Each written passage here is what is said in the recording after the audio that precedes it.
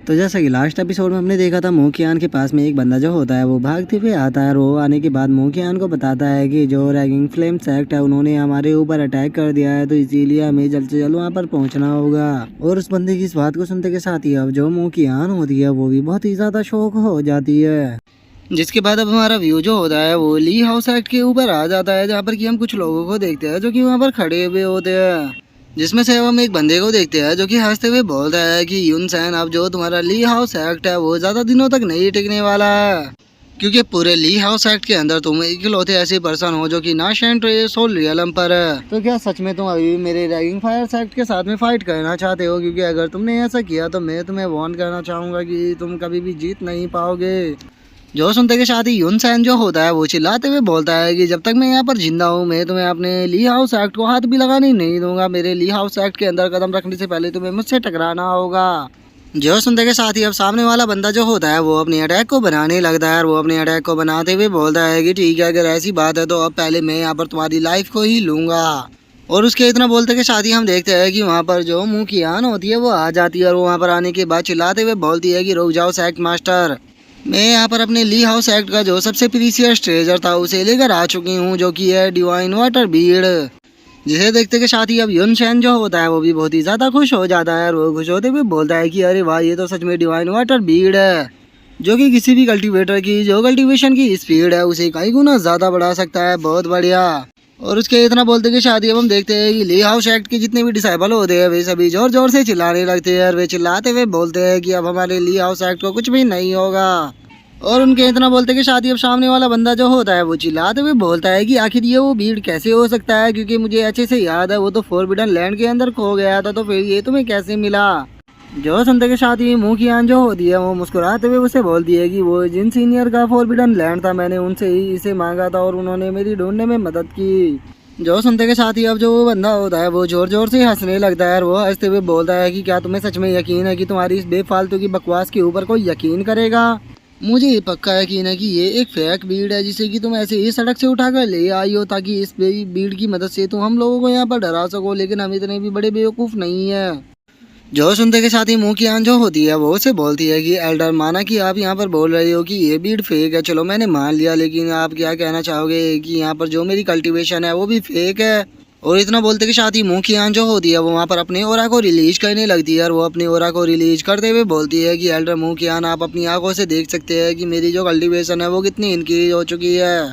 जो सुनते के साथ ही अब हम देखते हैं कि उस एल्डर की तो हालत ही ख़राब हो जाती है और वो शो होकर चिल्लाते हुए बोलता है कि आखिर ऐसा कैसे हो सकता है, तुम तो कुछ दिनों पहले केवल गोल्डन एलेक्सर लेवल के सेकंड लेवल पर थी, तो फिर आखिर कैसे इतने कम टाइम में तुम गोल्डन एलेक्सर के 9th लेवल पर पहुंच गई हो? मुझे अपनी आंखों पर यकीन नहीं हो रहा। जो सुनते के साथ ही मुंह की आन जो होती है वो उसे बोलती है कि ये भी उन्हीं सीनियरों के द्वारा दी गई मुझे एक अपॉर्चुनिटी है जिन्होंने कि मुझे ये अपॉर्चुनिटी दी और मेरे लेवल को इतना बढ़वा दिया। जो सुनते के साथ ही हम देखते हैं कि उस एल्डर की तो हालत ही ख़राब होने लगती है और वो पीछे हटते हुए बोलता है कि आखिर वो सीनियर है कौन और तुम आखिर उससे कैसे मिली? और इतना बोलते ही हम देखते हैं कि वो पीछे किसी चीज़ से टकरा कर गिर जाता है, जिस कारण हम देखते हैं कि उसकी बट के ऊपर भी चोट लग जाती है। जो देखकर उसके डिसाइबल उसे पूछते हैं कि एल्डर क्या हुआ, क्या आपकी बट में चोट लग गई? जो सुनकर वो अपने डिसाइबल उसे गुस्से में बोलता है कि नहीं नहीं, मैं ठीक हूँ और तुम ली हाउस एक्ट के लोगों में तुम्हें आज क्लियर कर देता हूँ कि आज नहीं तो कल मैं तुम्हारे एक्ट को अपने कंट्रोल में कर ही लूँगा, तो इसीलिए बस तुम्हारे पास में थोड़े से ही टाइम का वक्त है, इसमें अपना इंजॉय करो। और इतना बोलते के साथ ही वो जो एल्डर होता है वो अपने सभी लोगों को लेकर वहाँ से चला जाता है और उन लोगों को वहाँ से जाता हुआ देखा जो यून शैन होता है वो एक शगुन की सांस लेते हुए बोलता है कि मैंने कभी भी नहीं सोचा था कि मेरे सेक्ट की एक इतना पावरफुल एक्सपर्ट मदद करेगा। फाइनली जो मेरा सेक्ट है वो इस बार बच गया। तो इतना बोलते के साथ ही अब यून शैन जो होता है वो खुश होते हुए वहाँ से जाने लगता है और वो वहाँ से जाते हुए बोलता है कि ठीक है, मैं यहाँ से जा रहा हूँ ताकि जो ओल्ड मास्टर है मैं उन्हें माउंटेन से बाहर लेकर आ सकूँ, ताकि हम सभी साथ में मिलकर जो वो सीनियर है उनके पास में जा सके, क्योंकि हो सकता है कि जो सीनियर है वो थोड़ा हमें ट्रेन कर दे। और उसके इतना बोलते तो साथ ही हम थोड़ी देर बाद का सीन देखते हैं जहाँ पर कि वे जो तीनों होते हैं वो ली फैन के घर पर आ चुके होते हैं और मुंह की आन जो होती है वो अपने साथ में आए हुए उस ओल्ड मैन को बताती है कि ओल्ड मास्टर, वैसे तो जब मैं यहाँ पर आई थी मुझे यहाँ पर कुछ भी दिखाई नहीं दे रहा था और यहाँ पर चारों तरफ फॉर्मेशन लगी हुई थी, लेकिन जब सीनियर मुझे यहाँ पर लेकर आए तो उसी के बाद मुझे पता लगा कि यहाँ पर एक विलेज भी है इस माउंटेन के पीछे। जो सुनते के साथ ही हम देखते हैं कि वे सभी अंदर जाने लगते हैं और जो यून शैन होता है वो वहाँ पर दो ओल्ड मैन को देखते हुए बोलता है कि ये पैलेस तो कोई फॉरबिडन लैंड लग रहा, क्योंकि उन ओल्ड मैन को देखो वो यहाँ पर कितने मजे में घूम रहे हैं। और उसके इतना बोलते हैं साथ ही वहाँ पर जो इंसान के साथ में ओल्ड मैन होता है वो एकदम से काफ़ी ज़्यादा शौक हो जाता है और वो चिल्लाते हुए बोलता है कि 1 मिनट रुको। इस वोमन ने ये जो अपने हाथ में कुदाल पकड़ी हुई है ये कोई नॉर्मल कुदाल नहीं है, बल्कि इसके अंदर मैं महसूस कर सकता हूँ कि जो डाउन है वो भरा पड़ा है। और इतना बोलते के साथ ही हम देखते हैं कि वो जो ओल्ड मैन होता है वो उस वोमन के पास में आ जाता है और उस वोमन के पास में आते हुए उससे बोलता है कि आंटी क्या आप मुझे बता सकती हो कि आपकी जो ये कुदाल है ये किसके द्वारा यूज की गई थी। जो सुनते के साथ ही वो जो वोमेन होती है वो चिल्लाते हुए उस ओल्ड मैन से बोलती है कि ये मेरी कुदाल है तो फिर इसे मैं ही यूज करूंगी, आखिर इतनी हिम्मत किसकी है जो कि बिना मेरी परमिशन के मेरी कुदाल का यूज कर सके।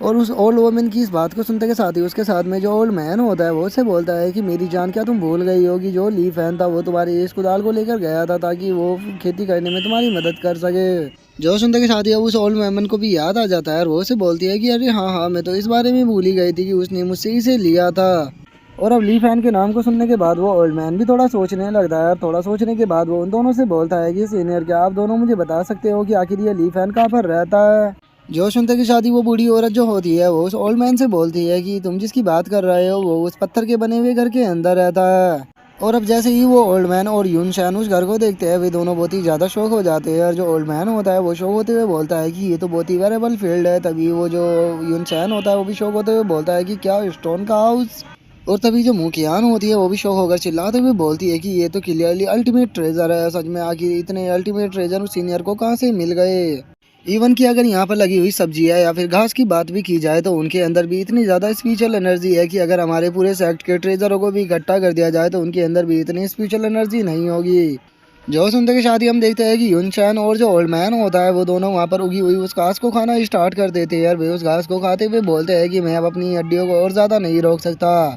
क्योंकि मेरे अंदर की जो आत्मा है वो मुझे चीख चीख कर कह रही है कि जल्दी से इन सभी घास को यहाँ पर खा जाओ, इसीलिए प्लीज़ मुझे माफ़ कर देना। सच में यहाँ पर ऐसे बेशकीमती ट्रेजरों को देखकर अब मुझे ऐसा फील हो रहा है कि जैसे कि मैं किसी दूसरी दुनिया के अंदर आ चुका हूँ। और इतना बोलते के साथ ही अब जो वे तीनों होते हैं वो लिन फैन के घर की तरफ भागने लगते हैं और वे लिन फैन के घर की तरफ भागते हुए बोलते हैं कि जल्दी से सीनियर के घर पर चलो, पक्का वे घर के अंदर ही होगे। जो देखने के बाद अब जो ओल्ड मैन और जो उसके साथ में बूढ़ी औरत होती है वे दोनों उन तीनों को देखते हुए बोलते हैं कि क्या ये तीनों यहाँ पर भिखारी है। जो सुनकर वो बूढ़ी औरत भी बोलती है कि हाँ मुझे भी ऐसा ही लगता है, क्योंकि अगर उन दोनों बूढ़ों और आदमियों की बात की जाए तो वे तो यहाँ पर जो घास थी उसे खाने के बाद ही इतना खुश हो रहे थे जैसे कि उन्होंने आज से पहले का भी खाना ही नहीं खाया हो। लेकिन अगर उस लड़की की बात की जाए तो वो लड़की काफ़ी खूबसूरत है और मुझे लगता है कि अगर हमने इसकी शादी ली फैन से करा दी तो वे दोनों काफ़ी खुश रहेंगे। तो कैसा रहेगा इन दोनों की अगर शादी करा दी जाए तो। और उसके इतना बोलते कि शादी में हम ली फैन को देखते हैं जो कि कुछ लकड़ियों को काट कर अपने घर पर आ चुका होता है और वहाँ पर आते हुए वो बोलता है कि आज तो सच में मैं काफ़ी कमी लकड़ियों को ले आकर आ पाया हूँ, लगता है कि मुझे कुछ और पेड़ लगाने पड़ेंगे नहीं तो जो जल्दी मेरे पेड़ है वो ख़त्म हो जाएंगे। और वो इतना बोल ही रहा होता है लेकिन तभी उसे पीछे से किसी की आवाज़ आती है जो कि उससे सीनियर बोलती है। और अब जैसे ही जो ली फैन होता है वो पीछे की तरफ देखता है तो वो उसे देखकर काफ़ी खुश हो जाता है और वो खुश होते हुए बोलता है कि अरे ये तो तुम हो, और आखिर ये दो सीनियर कौन है जिन्हें कि तुम अपने साथ में लेकर आई हो। और उसके इतना बोलते कि शादी में हम देखते हैं कि जो मुँह कियान और जो बाकी के दोनों होते हैं उन सभी की हालत काफ़ी ख़राब हो चुकी होते हैं क्योंकि वे फुल स्पीड में भागकर उसके पास में आ रहे होते हैं। लेकिन अब जैसे ही उन सभी का ध्यान जो होता है वो ली फैन के द्वारा काटी गई लकड़ी के ऊपर जाता है तो वे सभी के सभी बहुत ज़्यादा शौक हो जाते हैं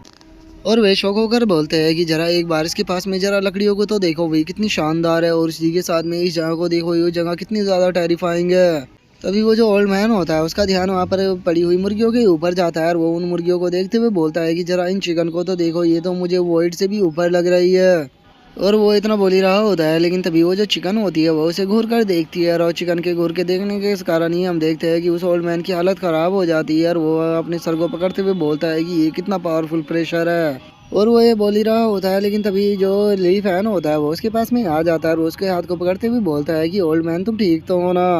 जो सुनते के साथ ही अब जो वो ओल्ड मैन होता है उसकी तो हालत और भी ज़्यादा ख़राब हो जाती है और वो घबराते हुए अपने मन में सोचता है कि आखिर ये पर्सन है कौन, क्योंकि जैसे ही इसने मुझे टच किया मेरे ऊपर पड़ने वाला जो प्रेशर था वो ऑटोमेटिकली ख़त्म हो गया। और वो इतना सोच ही रहा होता है लेकिन तभी मुंह की आन जो होती है वो ली फैन के पास में आ जाती है और वो ली फैन के पास में आते हुए बोलती है कि सीनियर ये दोनों मेरे सेक्ट के एल्डर है जो कि आपसे मिलना चाहते थे तो इसीलिए मैं इन्हें यहाँ पर लेकर आई हूँ। और उसके इतना बोलते के शादी अब जो ली फैन होता है उसके पास में नया टास्क आ जाता है जो कि उसको बताता है कि यहाँ पर जो तुम्हारे घर पर मेहमान आए हैं उन सभी को बनाकर खाना खिलाओ। जो सुनते के साथ ही अब ली फैन जो होता है वो उन सभी को घर के अंदर बुलाते हुए बोलता है कि चलो चूंकि अब तुम लोग यहाँ पर आ ही चुके हो तो चलो मेरे साथ में चलकर खाना खाओ। जो सुनते के साथ ही वे तीनों भी काफी ज्यादा खुश हो जाते हैं और वे खुश होते हुए बोलते हैं कि बहुत बढ़िया सीनियर, आपका बहुत बहुत शुक्रिया हमें खाने के लिए इनवाइट करने के लिए। जो सुनते के साथ ही ली फैन जो होता है वो अब अंदर आकर अपने खाने को बनाना स्टार्ट कर देता है और वो स्टार्ट करते हुए बोलता है कि अरे ये कोई इतनी बड़ी बात नहीं है, तो तुम्हें बस मेरा शुक्रिया अदा नहीं करना चाहिए क्योंकि मैं तो बस खाना ही खिला रहा हूँ। और इतना बोलते के साथ ही ली फैन जो होता है वो अपने खाने को बनाना स्टार्ट कर देता है और हम देखते हैं कि उसके खाने के अंदर से भी ड्रैगन का टेरिफाइंग ऑरा निकल रहा होता है। और अब जैसे ही ली फैन उन सभी को लाकर खाना देता है तो उसे देखते के साथ ही तो हम देखते हैं कि उन तीनों की आंखें फटी की फटी रह जाती है और वे शोक होकर चिल्लाते भी बोलते हैं कि क्या ये इनके लिए बस नॉर्मल सा खाना है। और इतना बोलते कि शादी यून सैन और जो ओल्ड मैन होता है वो दोनों एक दूसरे की तरफ देखने लगते हैं और जो ओल्ड मैन होता है वो यून सैन से बोलता है कि मुझे लगता है कि सीनियर जो है वो हमें यहाँ पर अच्छा खाना खिलाकर यहाँ पर हमारी लॉयल्टी को देखना चाहते हैं, तो इसीलिए हम दोनों उन्हें यहाँ पर बिल्कुल भी डिसअपॉइंट नहीं करेंगे। जो सुनकर यून सैन भी ओके बोल देता है और हम देखते हैं कि वो फुल स्पीड के साथ में वहाँ पर खाने को खाना स्टार्ट कर देते हैं। और अब जैसे ही वे उस खाने को खाते हैं तो हम देखते हैं कि यून सैन की बॉडी से एक बहुत ही पावरफुल ऑरा निकलने लगता है और वहीं वो जो ओल्ड मैन होता है उसकी बॉडी से भी पावरफुल ऑरा निकल रहा होता है। और वहीं जो मुखियान होती है उसकी तो कुछ अलग ही सिचुएशन चल रही होती है और हम देख पाते हैं कि उसके प्राइवेट पार्ट भी काफ़ी ज़्यादा हिल रहे होते हैं। और अब हम उस ओल्ड मैन को देखते हैं जो कि ब्रेक थ्रू करने के कारण इतना ज़्यादा खुश हो चुका होता है कि वो ज़मीन पर गिरने लगता है और वो ज़मीन पर गिरते हुए बोलता है कि इतने लंबे टाइम के बाद फाइनली मैंने अपनी लिमिटों को तोड़ दिया। और अब उस ओल्ड मैन की ऐसी हालत को देखकर ली फैन जो होता है उस ओल्ड मैन के पास में आ जाता है और उसके पास में आते हुए अपने मन में सोचता है कि ये इतने नॉर्मल से खाने को देखकर इतना ज़्यादा एक्साइटेड हो गया। लगता है कि ये जो ओल्ड मैन है ये बहुत ही गरीब फैमिली से है और इसे अच्छे से खाना भी खाने के लिए नहीं मिलता, तभी तो ये ऐसे खाने को देखने के बाद भी एकदम से यहाँ पर बेहोश हो गया। और इतना सोचने के बाद ली फैन जो होता है वो उस ओल्ड मैन को उठाते हुए उसे बोलता है कि सीनियर प्लीज़ शांत हो जाइए और थोड़ा सा पानी पी लीजिए और टेंशन मत लीजिए, आपको जितना भी खाना खाना है आप आराम से खा सकते हो। जो सुनते के साथ ही वो जो ओल्ड मैन होता है वो भी शुक्रिया अदा बोलकर उस पानी को पीने लगता है, लेकिन जैसे ही वो उस पानी को पीता है तो वो महसूस करता है कि उसकी बॉडी से तो अब पहले से भी पावरफुल ऑरा निकल रहा है। और अब जो वो ओल्ड मैन होता है वो खुश होते हुए बोलता है कि इस पानी के केवल एक घूंट ने ही मेरी पूरी बॉडी को प्योरीफाई कर दिया है, अब मेरी बॉडी के अंदर कोई भी प्रॉब्लम नहीं है। और इतना बोलते के साथ ही अब जो वो ओल्ड मैन होता है वो अपने सपनों की दुनिया में नाचता हुआ घूमने लगता है। और अब अपनी सपनों की दुनिया से बाहर आने के बाद वो जो ओल्ड मैन होता है वो ली फैन के सामने झुक जाता है और वो ली फैन के सामने झुकते हुए उसे बोलता है कि सीनियर आपकी इस काइंडनेस के लिए बहुत बहुत शुक्रिया, मैं ज़िंदगी भर भी आपकी इस काइंडनेस को नहीं भूलूंगा। जो सुनते के साथ ही अब यून शैन और मुखियान भी ली फैन के सामने झुक जाते हैं और वे उसके सामने झुकते हुए बोलते हैं कि सीनियर आपकी काइंडनेस को हम भी कभी नहीं भूलेंगे। जो सुनते के साथ ही अब ली फैन जो होता है वो अपने शौक होते हुए मन में सोचता है कि मैंने तो बस इन्हें खाने के लिए थोड़ा सा खाना दिया था, आखिर ये लोग कितने ज़्यादा गरीब है कि इतने से खाने के लिए मेरे सामने बो डाउन कर रहे हैं। और उसके इतना बोलते के साथ ही सिस्टम की जो नोटिफिकेशन होती है वो उसके पास में आ जाती है जो कि उसको बताती है कि अब पेंटिंग करने का टाइम हो गया है। जो देखकर वो गुस्से में अपने मन में सोचता है कि दोबारा से अब पेंटिंग करनी होगी। और इतना सोचने के बाद ली शैन जो होता है वो मुखियान को उठाते हुए उसे बोलता है कि ठीक है तुम लोग खड़े हो जाओ, इस छोटी सी चीज़ के लिए तुम्हें यहाँ पर इतना ज़्यादा शुक्रिया अदा बोलने की कोई भी ज़रूरत नहीं है। जो सुनकर मुखियान जो होती है वो ली फैन से बोलती है कि सीनियर फ्यूचर में अगर आपको कभी भी हमारी ज़रूरत पड़े तो प्लीज़ हमें याद ज़रूर कीजिएगा क्योंकि मैं आपकी मदद करने की पूरी पूरी कोशिश करूँगी। और इतना बोलते के साथ ही मुखियान जो होती है वो बड़ा ही रोमांटिक सा फेस बनाते हुए ली फैन से बोलती है कि सीनियर अगर फ्यूचर में मेरा कभी आपसे मिलने का मन हो तो क्या मैं आपसे मिलने के लिए आ सकती हूँ। जो सुनकर ली फैन जो होता है वो भी मुस्कुराते हुए उसे बोलता है कि ठीक है, जब भी तुम्हारा फ्यूचर में मुझसे मिलने का मन हो तो तुम मेरे पास में आ सकती हो। जो सुनते ही मुखियान भी काफ़ी खुश हो जाती है और वो खुश होते हुए बोलती है कि सीनियर आपका बहुत बहुत शुक्रिया। और इतना बोलते के साथ ही हम देखते हैं कि वे तीनों वहाँ से जाने लगते हैं और जो वो ओल्ड मैन होता है वो मुखियान से बोलता है कि मुखियान सच में इस बार तुमने बहुत ही अच्छा काम किया है क्योंकि तुमने सीनियर से इस चीज़ की परमिशन ले ली कि हम फ्यूचर में उनसे मिलने के लिए आ सके, क्योंकि ये हमारे लिए बहुत ही अच्छी अपॉर्चुनिटी है क्योंकि फ्यूचर में अगर हम दोबारा से सीनियर से मिल पाएंगे तो हो सकता है कि हमारी और भी ब्रेक थ्रू हो जाए। और उन चारों के इतना बोलते के साथ ही हम देखते हैं कि वहाँ पर कोई पर्सन आ जाता है जिसकी बॉडी से बहुत ही पावरफुल ऑरा निकल रहा होता है और अब उसे वहाँ पर देखते के साथ ही हम देखते हैं कि वे तीनों भी बहुत ही ज़्यादा शौक हो जाते हैं। और अब वो जो बंदा होता है वो गुस्से में उन लोगों की तरफ देखते हुए बोलता है कि वो किन और यून सैन, सच में तुम लोगों को ढूंढना तो बहुत ही ज़्यादा आसान था। ओल्ड मैन यूकिन, आज तुम मेरे हाथों से बचकर नहीं भाग सकते। पिछली बार तो तुम मेरे हाथों से बचकर निकल गए थे, लेकिन चूंकि आज तुम मुझे यहाँ पर फंस चुके हो तो आज तुम मेरे हाथों से मरोगे। और तुम्हारे मरते के साथ ही जो मेरा फायर राइजिंग सेक्ट है वो तुम्हारे सेक्ट के ऊपर कब्जा कर लेगा, जिसके बाद हमें कोई भी नहीं रोक पाएगा। और इतना बोलते कि शादी अब जो वो बंदा होता है वो वहाँ पर जोर जोर से हंसने लगता है। और अब यहीं पर ही जो हमारा आज का एपिसोड है वो भी कंप्लीट हो जाता है। तो नेक्स्ट एपिसोड में देखें कि आगे क्या होता है। अगर आप लोगों को वीडियो अच्छी लगी हो तो लाइक करना, चैनल को सब्सक्राइब करना। मैं मिलता हूँ आप लोगों से नेक्स्ट एपिसोड में, तब तक के लिए बाय बाय गाइज।